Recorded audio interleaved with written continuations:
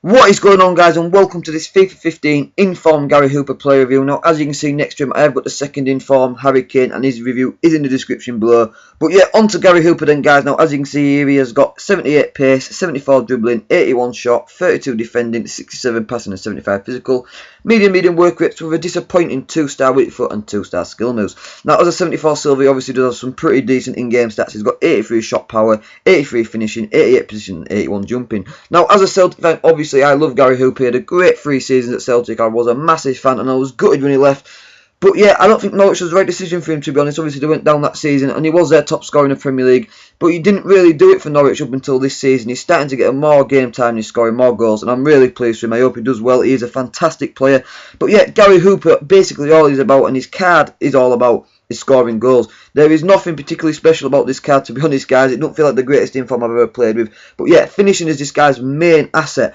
Basically, he's a penalty box striker. He doesn't score a lot of goals outside the box. Part of one of my first clips, which for some reason he pinged in top corner from about 35 yards. His long shots weren't the best. He's a penalty box striker. His finishing is absolutely fantastic. Get him inside the box, power shot off finesse, it doesn't matter. This guy will hit the target and probably score. He's just a great goal scorer.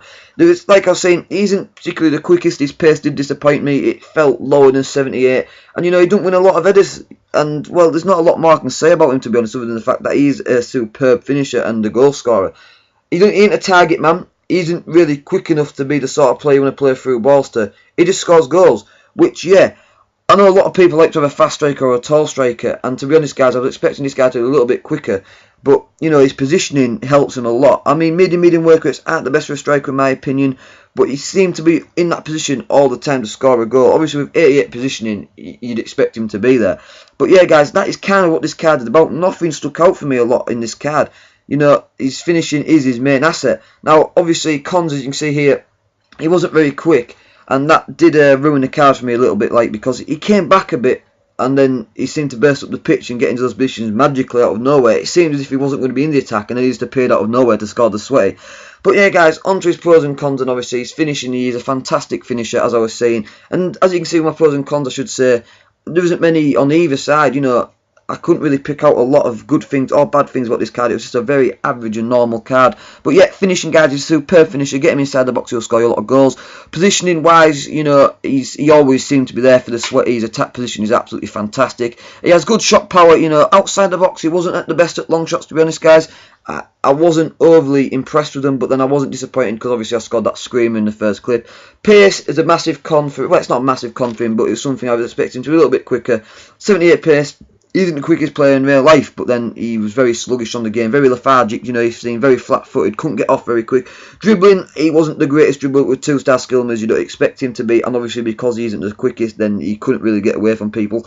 Curve outside the box, finesse shots were absolutely terrible. Inside the box, he felt a lot better. He has got the finesse finish trait or something like that. So yeah, inside the box didn't affect him too much, but outside the box, guys, don't try finesse shots. 2-star weak foot, 2-star skill move speaks for itself. You'd like any player to have him higher than that, and his passing was poor as well. He could play short passes, I found, to be honest with you, but through balls and high balls over the top weren't the best. But other than that, guys, you know, he wasn't anything special, to be honest with you. And for 30 grand, yeah, he probably is worth getting for a silver tournament, but I won't go out my way to buy him. But yeah, other than that, guys, if you've enjoyed this review, please like, comment, and subscribe. You know, check out my second inform Harry Kane play review. And other than that, guys, thank you for watching. Have a very, very nice day.